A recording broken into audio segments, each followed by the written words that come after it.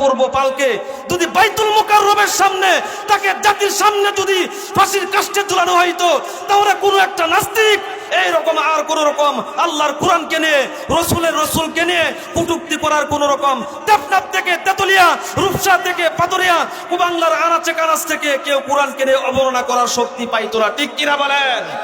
এই জন্য আমরা প্রস্তুত আছি তো ইনশাআল্লাহ।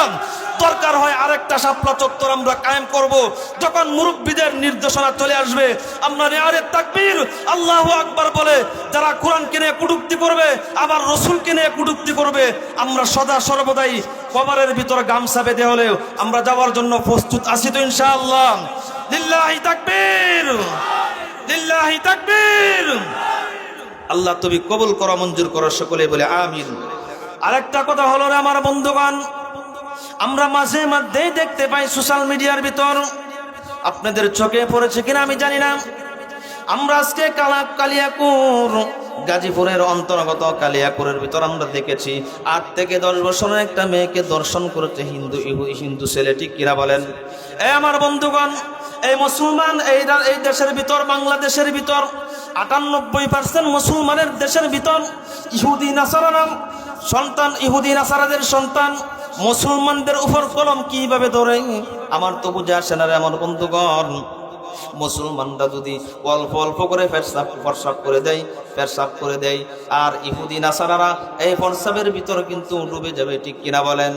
এই জন্য মুসলমান আজকে দর্শন হয়, নোয়াখালীর দিকে দর্শন হয়, এদিক সেদিক দর্শন হয়, কিন্তু আমার বন্ধুগণ আমরা প্রত্যেকে সচেতন থাকতে হবে।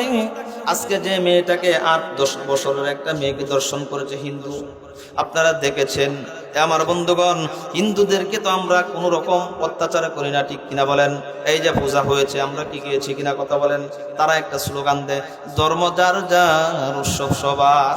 এখন যদি আমরা বলি বউ যার যার, আনন্দ সবার, এই কথা কি ঠিক হবে কিনা কথা বলেন? এই কথা বলেন না কেন? ঠিক হবে? বউ যার যার, আনন্দ তার তার, ধর্ম যার যার, উৎসব তার তার। এই হিন্দুরা এইরকম একটা স্লোগান দিয়ে আমাদের মুসলমানদের চরিত্রকে, আমাদের যুবকদের চরিত্রকে হরণ করে দিচ্ছে। আর আমরা যুবকরা এমন হয়ে গেলাম, হিন্দুদের প্রসাদ খাওয়ার জন্য, দুর্গা পূজায় যাওয়ার জন্য আমরা পাগল হয়ে যাই। এ মুসলমান, রঙিন স্বপ্ন দেখা তোমরা বলে যাও, রঙিন স্বপ্ন চোখ থেকে তোমরা সরিয়ে দাও। কারণ আল্লাহর দিন প্রতিষ্ঠার জন্য সাহাবায়ে কেরাম, আম্বিয়ায়ে কেরাম, তাবেঈন, তাবেঈন তাদের ইতিহাস তালাশ করে দেখো, আল্লাহর দিন প্রতিষ্ঠা করার জন্য তারা নিজের জীবনকে একবার নয়, 2 বার নয়, 3 বার নয়, 1000 বার উৎসর্গ করে দিতে প্রস্তুত ছিল। আমরা যুবকরাও যদি, তোমরা যুবকরাও যদি প্রস্তুত থাকো আল্লাহর দিন প্রতিষ্ঠার জন্য, তাহলে ইহুদি নাসারারা 8% ইহুদি নাসারারা মুসলমানদের উপর আবার কথা বলার কোন সুযোগ থাকবে? কথা বলেন, থাকবে? এই জন্য সজাগ থাকতে হবে। ঠিক কিনা বলেন? এই জন্য মুসলমান ভাইরা আমার, আল্লাহ রাব্বুল আলামিন পবিত্র কুরআনুল কারীমের ভিতরে বলেন, আমিনু কামা আমানান নাস। আল্লাহ রাব্বুল আলামিন বলেন, ঈমান যদি আনতে হয় সাহাবায়ে কেরামের ঈমানের মতো আনো। হযরত সুমাইয়া রাদিয়াল্লাহু তাআলা আনহু নিজে শহীদ হয়ে দেখিয়ে দিয়েছে আসলে ঈমান কত দামি দৌলত, ঈমান কত দামি সম্পদ। কিন্তু আপনি আমার ঈমান কিন্তু দেখা যায় 5 টাকার চার বিনিময়ে কিন্তু ঈমান বিক্রি হয় দিনে কয়েকবার। ঠিক কিনা বলেন? আর আস্তে এখন এই যে সামনে নির্বাচন আসবে শুনতেছি, এখনো পরিপূর্ণ ঘোষণা হয় নাই। নির্বাচনের সময় কিন্তু এক শ্রেণীর মানুষ সারা দিনের ভিতর কিন্তু কয়েকবার ঈমান বিক্রি করে। এখন হয়তো বলতে পারেন হুজুর কিভাবে ঈমান বিক্রি করে? সাস্টেলের ভিতরে কিন্তু একটা আড্ডা থাকে। ঠিক কিনা বলেন? প্রথম ক্যান্ডিডেট আসে, সালামালাইকুম, সালামালাইকুম, সালামটা ভালো করে দিতে না, আসলে এরকম সালামটা সহি শুদ্ধ করে দেওয়ার মতো তাদের যোগ্যতাটুকু নাই। আর তারা পার্লামেন্টে গিয়ে, সংসদে গিয়ে তারা দেখছেন না ফাইটটা যায়। হ্যাঁ, সংসদ একটা পবিত্র স্থান। এই সংসদের ভিতরে যদি পবিত্র লোকেরা থাকে, পরিচালনা করে, এই সংসদ নিয়ে কেউ কোনো চিনিমিনি খেলতে পারবে? কথা বলেন। আর মাঝে আমরা দেখেছি টাকলা মুরাদ, আমি ওপেনলি বলেছি, আওয়ামী লীগের যুগে আমি ওপেনলি বলেছি, টাকলা মুরাদ বলেছিল সংসদ ভবন থেকে বিসমিল্লাহকে মুছে দিতে হবে, কেটে দিতে হবে। ঠিক কিনা বলেন? কিন্তু আল্লাহ তাআলা এমন বিচার করছে, তাকে একবারে কাইটা দিচ্ছে। ঠিক কিনা? নিজের ঘরের বউ পর্যন্ত তাকে দেখতে পারে না শেষ পর্যন্ত। ঠিক কিনা বলেন? মুসলমান ভাইরা আমার, সাহাবায়ে কেরামের ঈমানের মতো যদি ঈমান তাজা করতে পারো, পুখতা করতে পারো, তাহলে দুনিয়াতেও দাম, পরকালেও দাম। কে বলেছেন? আল্লাহ রাব্বুল আলামিন বলেন, ইন্নাল্লাযীনা আমানু ওয়া আমিলুস সালিহাতি কানাত লাহুম জান্নাতুল ফিরদাউসি নুজুলা। আল্লাহ রাব্বুল আলামিন বলেন, নিশ্চয়ই যারা ঈমান আনবে, 5 টাকার চার কাছে ঈমান বিক্রি করা যাবে না, 10 টাকার কফি চার কাছে ঈমান বিক্রি করা যাবে না, 15 টাকার কফির কাছে ঈমান বিক্রি করা যাবে না। ঠিক কিনা বলেন? ঈমান এমন একটি জিনিস, টাকার মাধ্যমে কিন্তু ঈমান কিনা যায় না।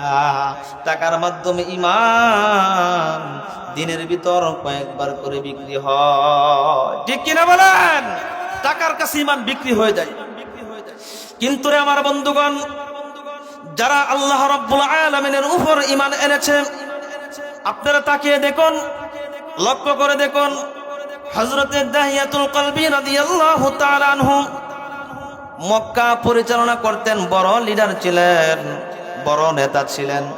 আল্লাহর পয়গম্বর আল্লাহর কাছে দোয়া করছিল, আল্লাহ, আবুল আহাব অথবা দাহিয়াতুল কলবি দুইজন থেকে একজনকে তুমি আল্লাহর দ্বীনের জন্য কবুল করো। আর এই রাত্রে আল্লাহ তাআলা কবুল করেছিলেন। আল্লাহর পয়গম্বর, উনার কাছে জিবরাইল আলাইহিস সালাতু ওয়াস সালাম এসেছে, ওগো আল্লাহর নবী, আপনার কাছে দাহিয়া নামক একজন পাপিষ্ঠ ব্যক্তি আসবে তওবা করার জন্য, ঈমান আনার জন্য, কালিমা পড়ার জন্য। আল্লাহর পয়গম্বরের কাছে যখন পরের দিন সকালে চলে আসলেন, আসার পর আল্লাহর পয়গম্বর জনাবে মুহাম্মদুর রাসূলুল্লাহ সাল্লাল্লাহু আলাইহি ওয়াসাল্লাম নিজের চাদর মুবারক নিচে বিছিয়ে দিলেন। কারণ মক্কার এত বড় নেতা, এত বড় পণ্ডিত আমার কাছে এসেছে, আমার চাদর মুবারক আমি বিছিয়ে দিই। আল্লাহর পয়গম্বর যখন চাদর মুবারক বিছিয়ে দিয়েছেন, দাহিয়াতুল কলবি বলেন, না না না, ইয়া রাসূলুল্লাহ, ইয়া হাবিবাল্লাহ, ওগো নবীজি, আপনার চাদর মুবারক আপনি নিয়ে নেন। আমি এই চাদর মুবারকে বসার মতো আমার যোগ্যতা নাই। আমি এসেছি আপনার কাছে সংশোধন হওয়ার জন্য। আমাকে কালিমা পড়ায় দেন, আমি ঈমানওয়ালা হয়ে যাব, আমলওয়ালা হয়ে যাব, কালিমা পড়ায় দেন। আল্লাহর পয়গম্বরের কাছে যখন দাহিয়াতুল কলবি রাদিয়াল্লাহু তাআলা আনহু কালিমা পড়ে মুসলমান হয়ে গেলেন, ঈমান আনলেন। এ মুসলমান ঈমানদার আল্লাহর গোলাম, দাহিয়াতুল কলবি যখন ঈমান আনলেন, আনার পরে আমার বন্ধুগণ, কিছুদিন পূর্বে দেখা যায় হযরতে দাহিয়া চোখের পানি চারে আর কান্দে, হুফাইয়া হুমাইয়া কান্দে, চোখের পানি চারে আর কান্দে। সাহাবায়ে কেরামরা বলেন, ইয়া রাসূলুল্লাহ, ইয়া হাবিবাল্লাহ, আপনার নতুন সাহাবী দাহিয়া চোখের পানি চারে আর কান্দে, কি কারণ বুঝতে পারলাম না। আল্লাহর পয়গম্বর,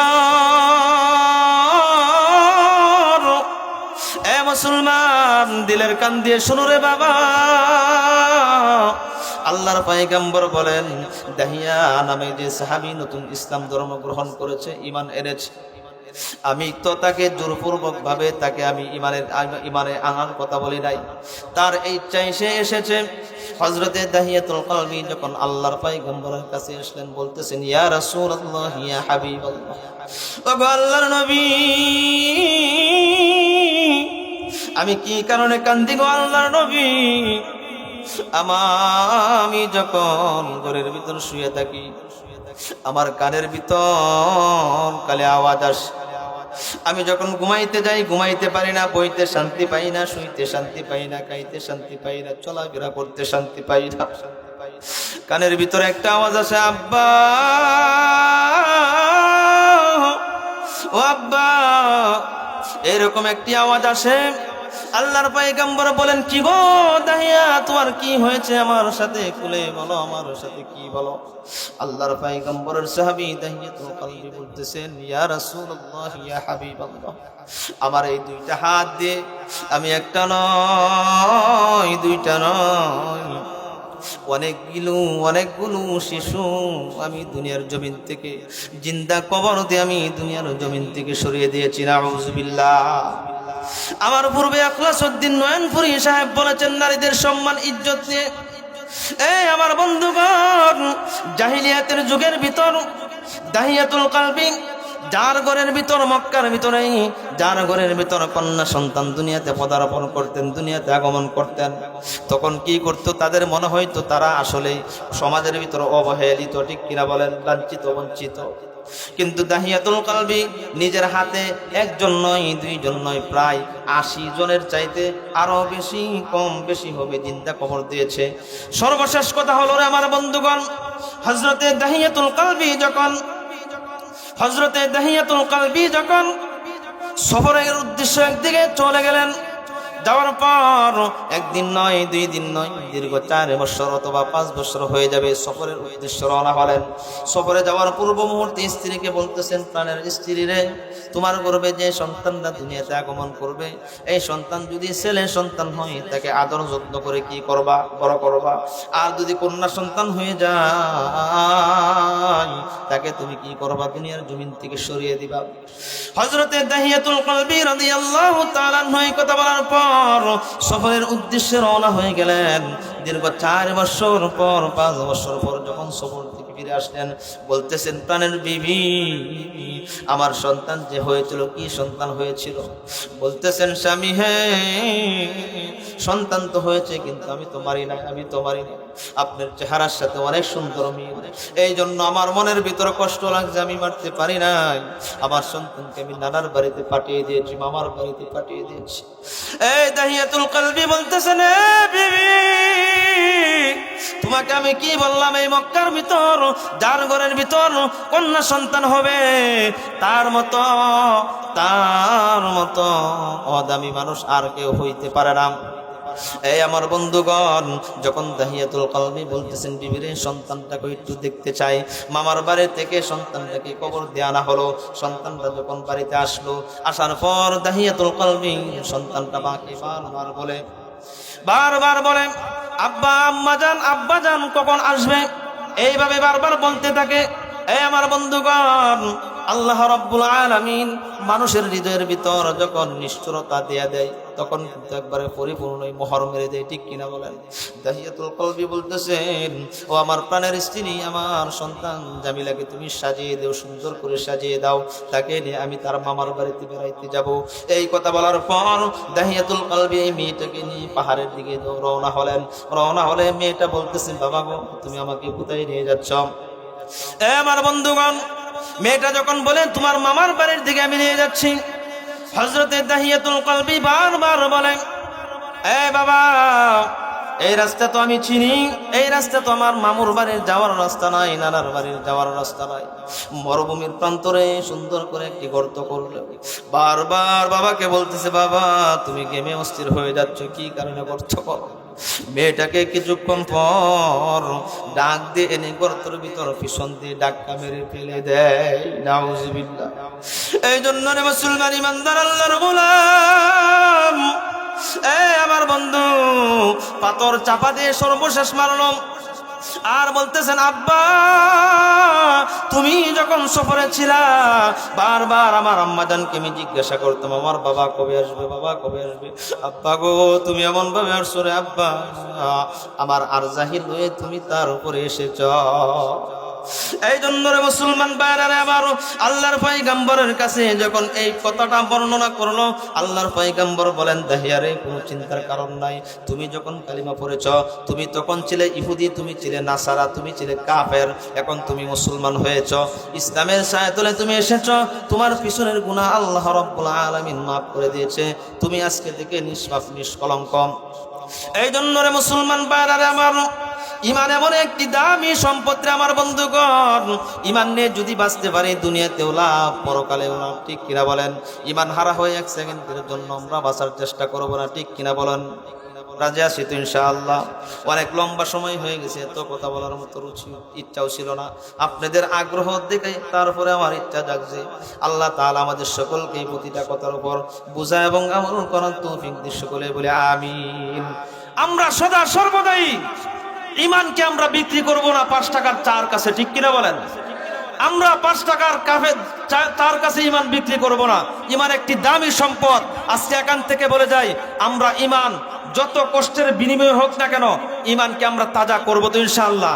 আর ইমানকে তাজা করতে চাইলে ওয়াজ মাহফিলের ব্যবস্থা করতে হয়, মসজিদে গিয়ে নামাজ পড়তে হয়, উলামায়ে কেরামদের সাথে সম্পর্ক রাখতে হয়।